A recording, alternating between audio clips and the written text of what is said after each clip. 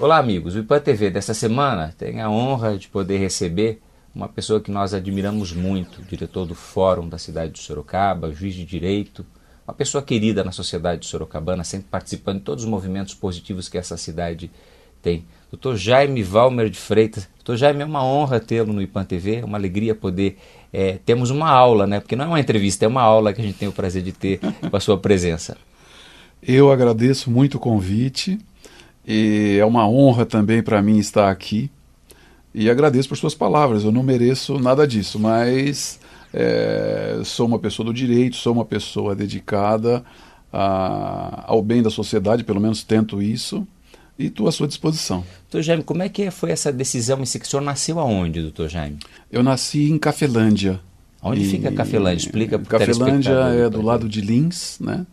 Eu costumo brincar que Cafelândia é uma cidade tão especial que ela é o coração do mundo, é a capital do mundo. E na grande Cafelândia tem Lins, Bauru, Marília. Região Tudo metropolitana brincadeira. de Cafelândia. Isso. Cafelândia é uma cidade pequena, ela tem 17 mil habitantes, né? Ela fica a noroeste do estado de São Paulo e ali em 1958 que eu nasci. Como é que o senhor decidiu, como é que se encaminhou, como essa influência pelo direito na sua vida? Quando eu me formei, naquela época chamava colegial, e logicamente eu tinha que optar por uma faculdade, né, por ser um profissional. E o direito, ele caiu como sendo o viável dentro do que eu queria. Então eu optei pelo direito, e aí fiz o direito na Faculdade de Marília, chama Fundação Eurípides Soares da Rocha. E ali em 1980 eu estava me formando. E nesse ínterim eu já tinha entrado na Caixa Econômica, eu era bancário. Mesmo formado em direito, eu fiquei um pouco assim, numa decisão difícil de ir ou não. Porque também era uma carreira atraente, né, Justo. na área pública Caixa Econômica. Justo. E o que aconteceu? Essa dúvida, ela evoluiu, ela aumentou muito, porque em 82 teve um concurso interno na Caixa Econômica e eu fui aprovado e vim para Sorocaba. E quando eu vim para Sorocaba, eu falei com a minha mãe, falei, mãe, eu vou deixar o direito de lado. Em Sorocaba eu conheci minha esposa, e aí foi algo meio avassalador, a gente acabou se casando. Em 84 eu me mudo para São Paulo, inclusive profissionalmente. E em São Paulo não me senti muito feliz profissionalmente. Embora eu estivesse no mesmo cargo, eu achei que eu deveria seguir novos rumos. E foi interessante que eu estava numa agência e na fila estava um professor meu da Faculdade de Marília, já desembargador, professor Carlos Roberto Gonçalves, que é um grande autor de livros na área do direito civil. Aí ele falou, Jaime, eu não acredito que você abandonou o direito. Eu sou professor de um curso aqui, lembra do professor Damásio? Falei, acho que eu me lembro. Na época eu não sei se eu lembrava, mas em resumo, isso era 86, e eu, dia 7 de abril de 87, eu comecei a fazer o cursinho do professor Damásio. Trabalhando no banco? Trabalhando no banco. Sustentar a casa, né? Não podia parar de trabalhar. Sim.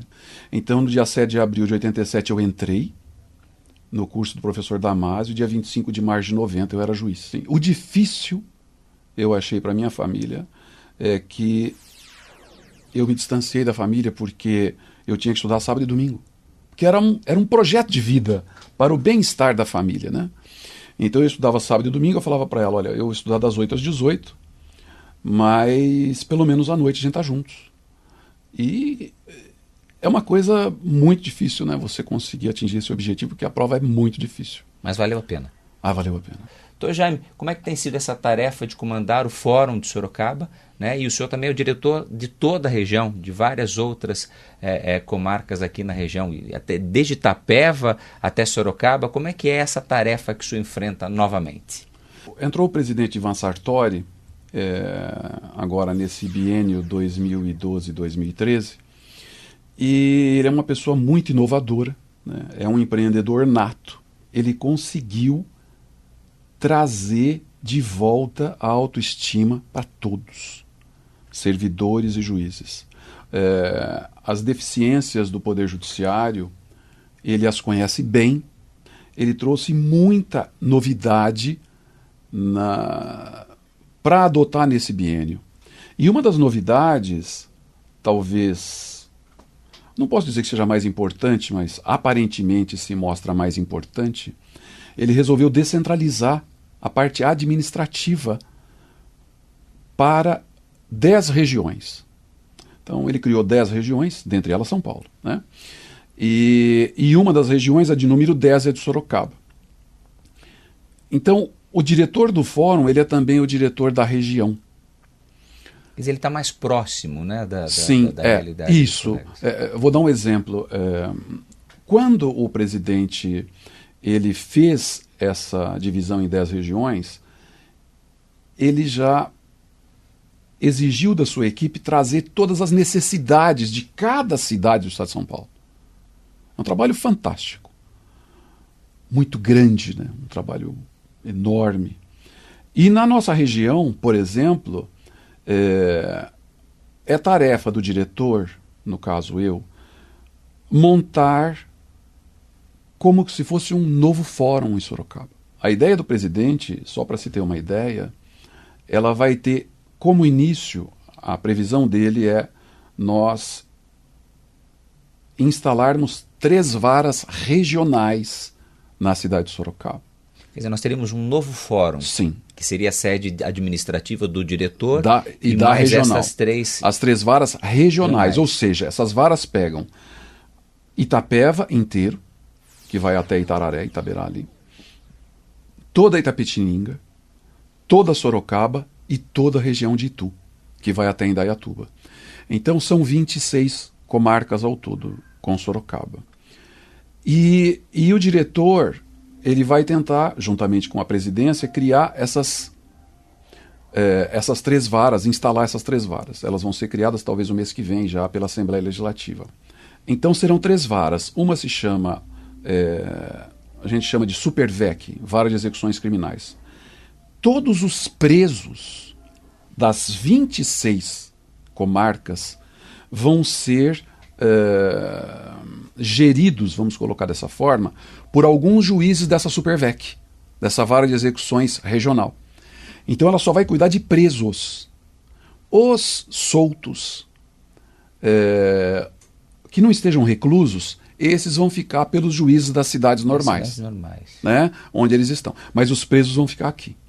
É uma coisa totalmente nova. Também até para tentar ajudar o próprio Estado de São Paulo, vai ser criada uma vara de execução estadual, ou seja, as execuções fiscais de débitos com a Fazenda de nível estadual vai ter essa vara também regional. Uma das 3. Uma das 3.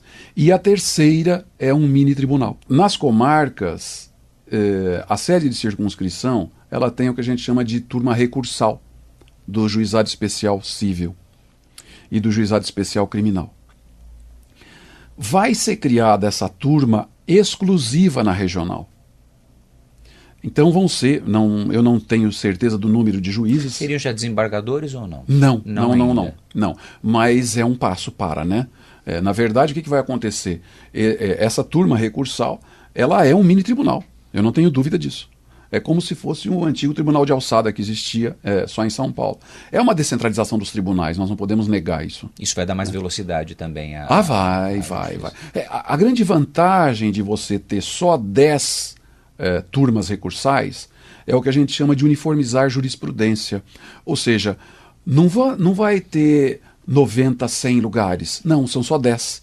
É mais fácil esses juízes conversarem entre si e numa questão de contrato bancário, por exemplo, alguma coisa assim, eles firmarem uma jurisprudência entre os 10. Ou seja, os advogados e quem procurar a justiça, ele já sabe que a tendência daquela turma recursal é naquele sentido. E, logicamente, isso facilita muito. Nós vamos da locação de um prédio à construção de um prédio. Num primeiro momento, é assim. Conversei com o prefeito Panunzio e já fui ver um prédio e infelizmente esse não atende. O imóvel não atende. Não atende a necessidade e nós vamos ver outros. Mas aí nós vamos ver e vai ficar logicamente a cargo do tribunal a reforma desse prédio para os fins a que se destina, né? Num primeiro momento a prefeitura ela está arcando com o aluguel. Porque seja o que for, é o que eu coloquei para o prefeito, é uma honra para uma cidade sediar a regional. Né? É uma honra muito grande e veja, num primeiro momento vai haver no mínimo mais 7 juízes em Sorocaba. E isso é muito bom, eu acredito, né? Para a credibilidade da justiça ser vista pelo sorocabano, principalmente. Doutor Jaime, como é que é a atuação do judiciário? Como é que funciona? As pessoas sempre ouvem na imprensa, jornais, rádio, TV, essa questão, o juiz autorizou a escuta telefônica. Como é que funciona esse procedimento, para que o leigo possa entender? Nos crimes considerados graves, quando a polícia iniciou uma investigação e ela, em determinado momento, ela não tem mais meios de prosseguir. E a investigação dela chegou ao limite. Chegou no limite. Se ela não consegue avançar, então ela vem ao juízo, expõe o quadro e ela pede a interceptação telefônica. Normalmente ela conseguiu um telefone. Ela vai pedir essa interceptação pelo prazo de 15 dias. O juiz vai ouvir o Ministério Público e, logicamente, o juiz vai decidir. Se o promotor for contra, o juiz vai decidir se vai deferir ou não. Normalmente, quando a Polícia Civil ela faz esse pedido, ela tem todo um embasamento de um trabalho investigativo forte e o juiz, em regra, defere. E aí, então, a polícia vai começar a fazer as oitivas, né, do que se passa e, uma vez concluídas essas oitivas, vai para o Ministério Público e o Ministério Público então vai decidir se é caso de oferecer denúncia contra os investigados no caso. Agora, o que deve acontecer muito na prática, no dia a dia, é aquela história, o tiro sai para um lado e vai para acertar o coelho e acerta o gato. Isso acaba acontecendo, quer dizer, se investiga uma pessoa, mas o criminoso acaba sendo o outro. E aí dá para aproveitar essa prova ou é um novo pedido da polícia? Veja, dá para aproveitar a prova, né? O Supremo tem decisões nesse sentido, que não há óbice nenhum em você prosseguir, né? Ainda que esta pessoa também culmine sendo declarada culpada ou suspeita da prática de crimes. O que é muito importante é que a Polícia Civil não fique fulcrada somente na interceptação telefônica.